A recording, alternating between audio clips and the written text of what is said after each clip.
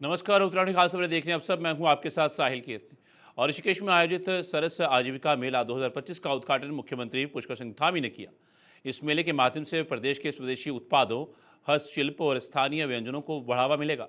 मुख्यमंत्री धामी ने कहा कि यह आयोजन ग्रामीण महिलाओं को आत्मनिर्भर बनाने में मदद करेगा और ग्रामीण अर्थव्यवस्था को मजबूत करने के प्रयासों को गति देगा। उनके नेतृत्व में सरकार निरंतर ऐसे कार्यक्रम चला रही है जो ग्रामीण क्षेत्रों में रोजगार और व्यावसायिक अवसर बढ़ाने के साथ स्थानीय उत्पादों की पहचान को भी मजबूती प्रदान करते हैं।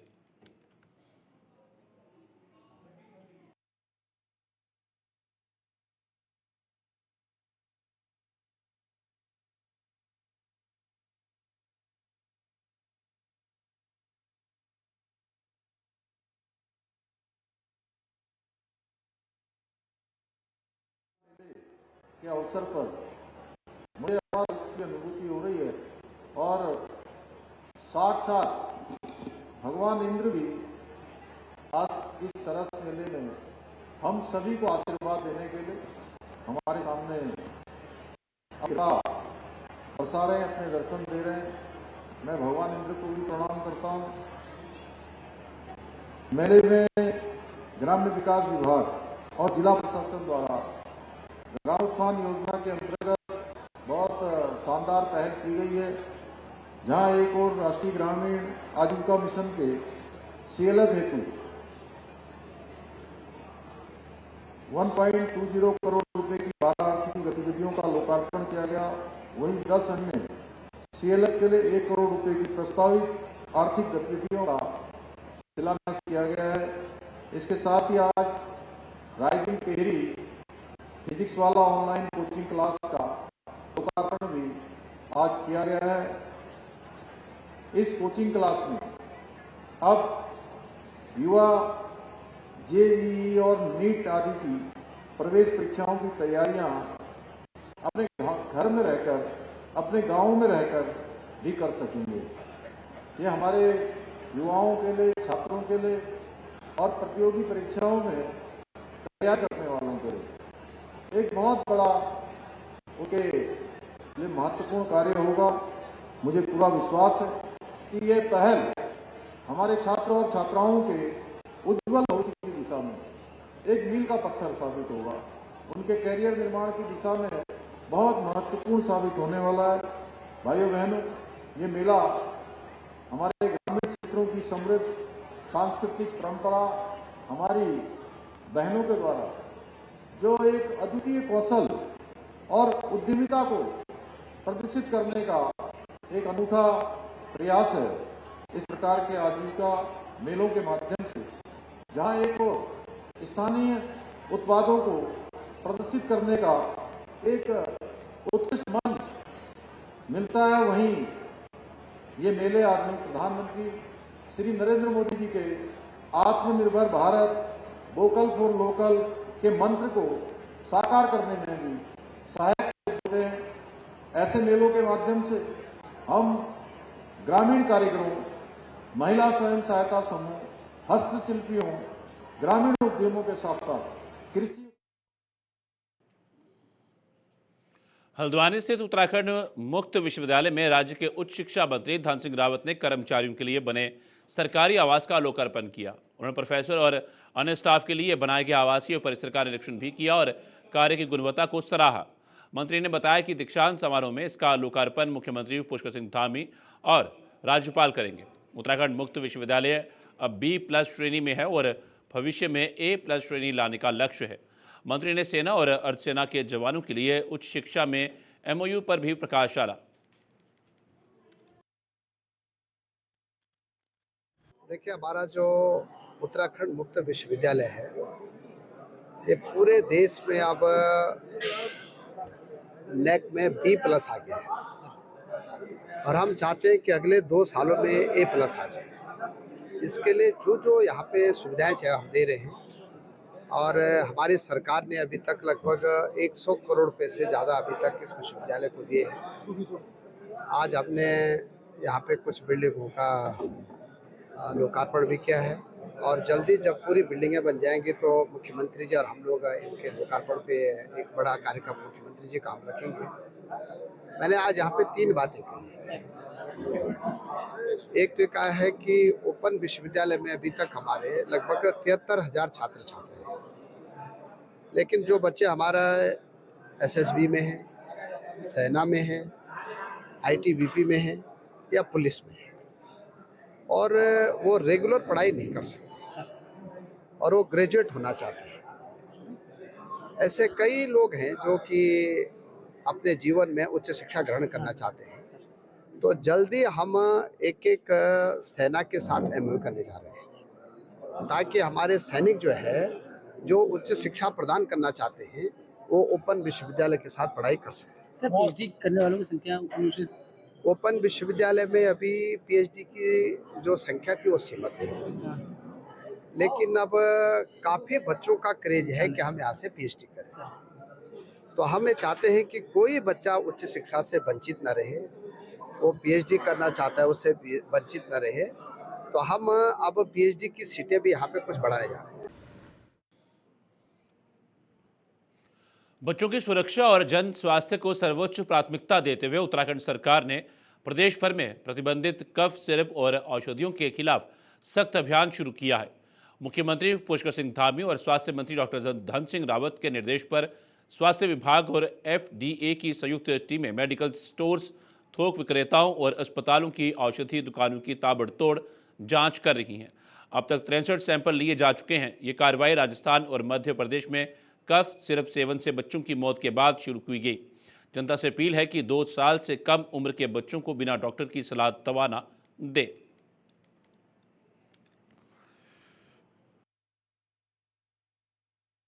नहीं, हमने आप देखेंगे तो हमने इस घटना से पहले आदेश किए हुए, मैंने 2023 में आदेश किए हुए हैं। मैं उसकी कॉपी आपको प्रोवाइड करा दूंगा। 12/12/2023 को मैंने आदेश।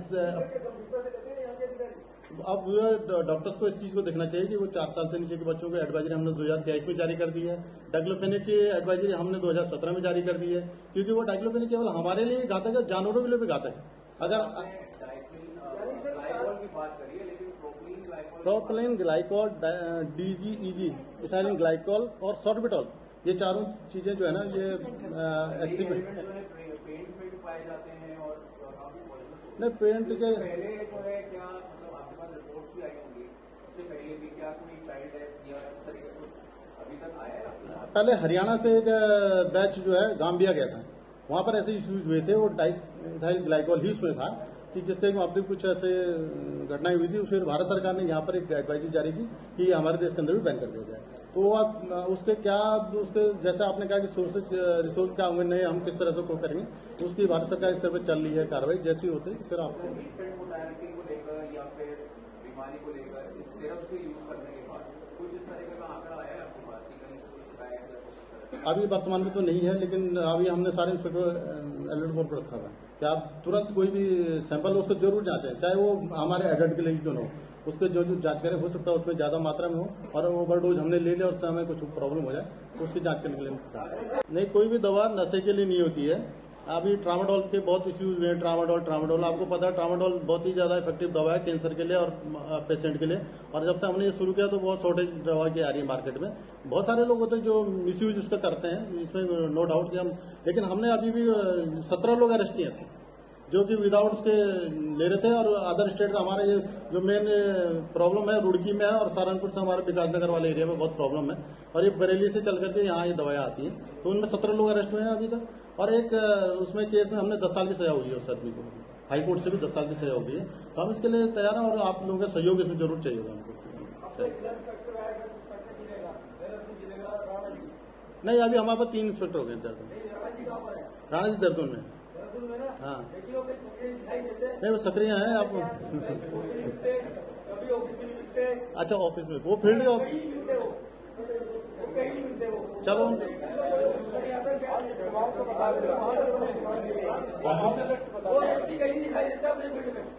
नहीं फील्ड में कोई रहता है, चलो उसको आप जी।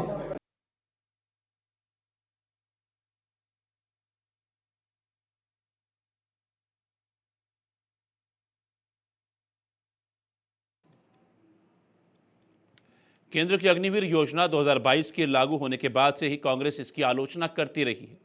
अब प्रदेश कांग्रेस जन जागरूकता यात्रा शुरू करने जा रही है, जिसमें युवाओं और आम नागरिकों को योजना के कथित नुकसान बताए जाएंगे। वहीं प्रदेश भाजपा के मुख्य प्रवक्ता सुरेश जोशी ने इसे केवल राजनीतिक विरोध बताया। उन्होंने कहा कि योजना के तहत हजारों युवाओं ने भर्ती प्रक्रिया में हिस्सा लिया और मुख्यमंत्री पुष्कर सिंह धामी के निर्देश अनुसार 4 साल बाद 25% अग्निवीरों को सरकारी नौकरियां दी जाएंगी। अन्य सेक्टरों में भी उनकी नियुक्ति सुनिश्चित की गई है। कांग्रेस को धरातल पर जाकर वास्तविकता देखनी चाहिए।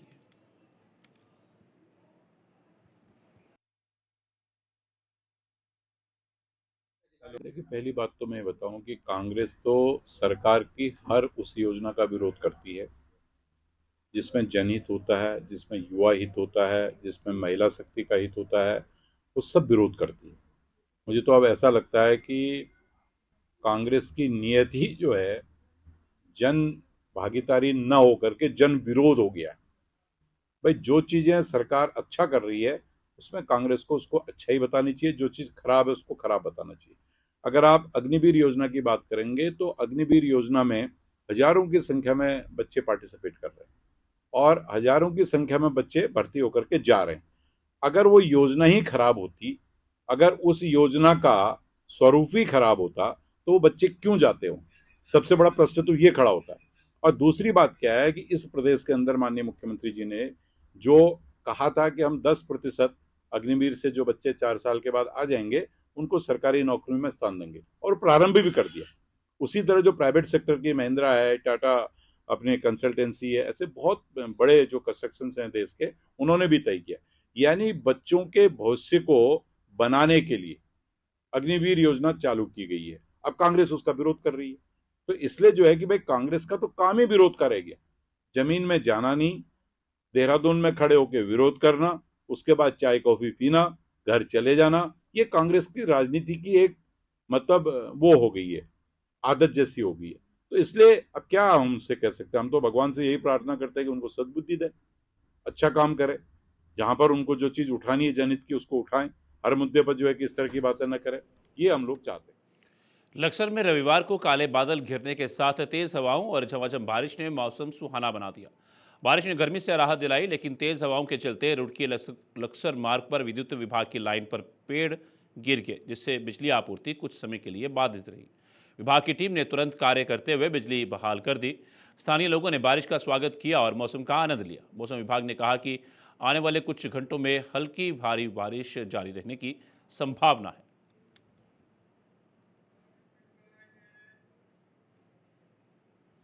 केदारनाथ धाम में इस सीजन की पहली बर्फबारी शुरू हो चुकी है, जिससे धाम में ठंड ने भी दस्तक दे दी है। बताते चलें कि मौसम विभाग ने उत्तराखंड के कई जिलों में 6 और 7 अक्टूबर को बारिश के साथ ऊंचाई वाले इलाकों में बर्फबारी होने की संभावना जताई थी।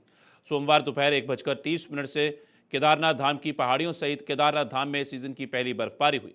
बर्फबारी होने से यात्रियों ने जहां बर्फबारी का खूब लुत्फ उठाया, वहीं बर्फबारी होने से एक बार फिर ठंड भी बढ़ने लगी है। हेमकुंड साहिब में इस साल सीजन की पहली बर्फबारी हुई। आपदा प्रबंधन विभाग रुद्रप्रयाग ने यात्रियों से अपील की है कि अपने साथ गर्म कपड़े आदि जरूरी सामान अवश्य लेकर आएं। इस वर्ष 23 अक्टूबर को बाबा केदारनाथ मंदिर के कपाट शीतकाल के लिए बंद होने हैं। कपाट बंद होने से पूर्व केदारनाथ में इस सीजन की यह पहली बर्फबारी देखने को मिली।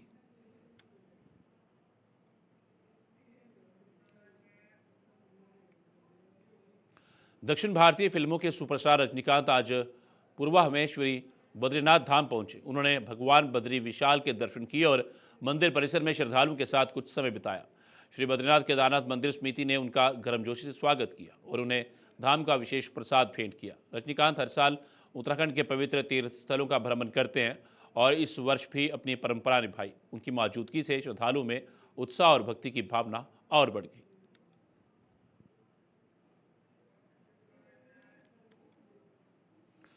हरिद्वार के जिलाधिकारी प्रशांत आर्य ने जिला मुख्यालय में प्रशिक्षण प्राप्त कर रहे 42 प्रशिक्षु IAS अधिकारियों के साथ संवाद सत्र आयोजित किया। कार्यक्रम में सतत विकास, नीतिगत निर्माण और विभिन्न सरकारी योजनाओं जैसे जल संरक्षण, हरित ऊर्जा, महिला सशक्तिकरण, शिक्षा, कृषि और पर्यटन पर गहन चर्चा हुई। प्रशिक्षुओं ने ज्वलंत मुद्दों पर सवाल पूछे और जिलाधिकारी ने नवाचार एवं जन सहभागिता को प्राथमिकता देने की सलाह दी। जिलाधिकारी ने कहा कि प्रशासनिक निर्णयों में सतत विकास अनिवार्य है। प्रशिक्षुओं ने जिलाधिकारी को स्मृति चिन्ह भेंट कर कार्यक्रम को समाप्त किया।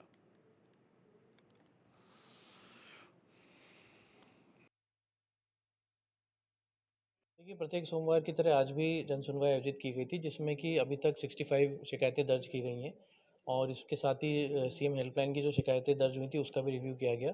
और इसके अतिरिक्त 9 नवंबर को जो हमारा राज्य स्थापना दिवस है, उसके क्रम में जो विभागों के द्वारा तैयारियां की गई हैं, उसके भी हमने समीक्षा करी है।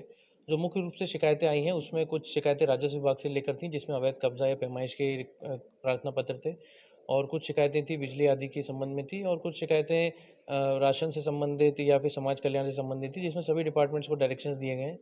कई ऐसी शिकायतें थी जिनका मौके पर ही निस्तारण किया गया है, जिसमें कि विभागीय अधिकारियों द्वारा मौके पर ही उनकी जो भी पत्रावली हो उसका परीक्षण करके शिकायतकर्ता को अवगत कराया गया। हल्द्वानी में एमबी इंटर कॉलेज मैदान में राष्ट्रीय स्वयंसेवक संघ के शताब्दी वर्ष के उपलक्ष्य में भव्य शताब्दी शंखनाद कार्यक्रम आयोजित किया गया। हजारों स्वयंसेवकों और नागरिकों ने योग, आसन और कुमाऊनी लोकगीतों के बीच आयोजन में भाग लिया। संघ के से सरकारवाह आलोक कुमार ने विजयदशमी के महत्व और पंच परिवर्तन, कुटुंब प्रबोधन, सामाजिक समरसता, स्वदेशी जीवन, पर्यावरण संरक्षण और नागरिक कर्तव्य बोध पर प्रकाश डाला। उन्होंने कहा कि संघ समाज में सकारात्मक परिवर्तन लाने और हर घर तक पंच परिवर्तन पहुंचाने के लिए समर्पित है और आगामी वर्षों में इसे और व्यापक बनाने का लक्ष्य है।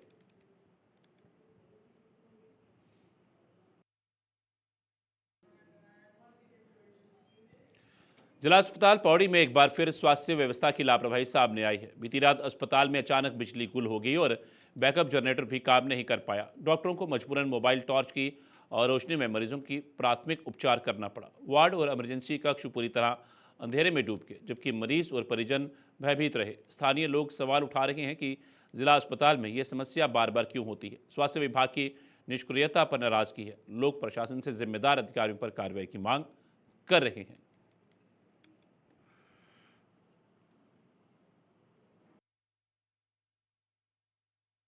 किसी मरीज के उपचार के दौरान वहाँ पर विद्युत की व्यवस्था नहीं थी। ये बड़ी दुर्भाग्यपूर्ण घटना है और हम सब लोग भी इस घटना से चिंतित हैं, क्योंकि लगातार इस जिला चिकित्सालय को पीपीपी मोड से हटने के बाद इसकी स्थिति को सुधारने के लिए लगातार प्रयास किए जा रहे हैं। और अभी मुख्य चिकित्साधिकारी भी यहाँ पर आए थे और इस जिला चिकित्सालय के प्रभारी मुख्य चिकित्साधिकारी दोनों लोगों से वार्ता की गई है और जनरेटर उस दिन विद्युत आपूर्ति बाधित होने पर नहीं चलाया गया है। उसके लिए जो दोषी है उस पर भी कार्रवाई करने के लिए मुख्य चिकित्साधिकारी से कहा गया है। दूसरा, इस जिला चिकित्सालय में जितनी देर में जनरेटर चलाया जाता है उस दौरान जो विद्युत व्यवधान होता है उसके लिए मुख्य चिकित्साधिकारी और प्रभारी मुख्य चिकित्सा अधीक्षक से निवेदन किया गया है और आज शाम तक एक इन्वर्टर की व्यवस्था इमरजेंसी के लिए करवा दी जाएगी।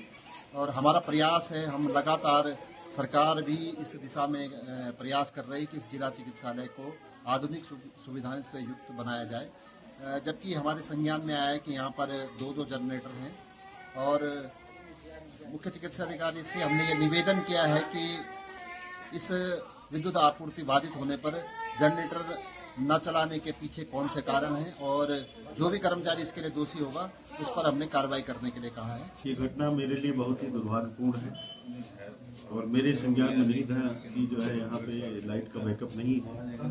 मैंने तुरंत, जैसे ही मुझे मालूम पड़ा, मैंने फोन में बात की और तुरंत आवश्यक निर्देश दिए कि तुरंत इन्वर्टर लगाएंगे।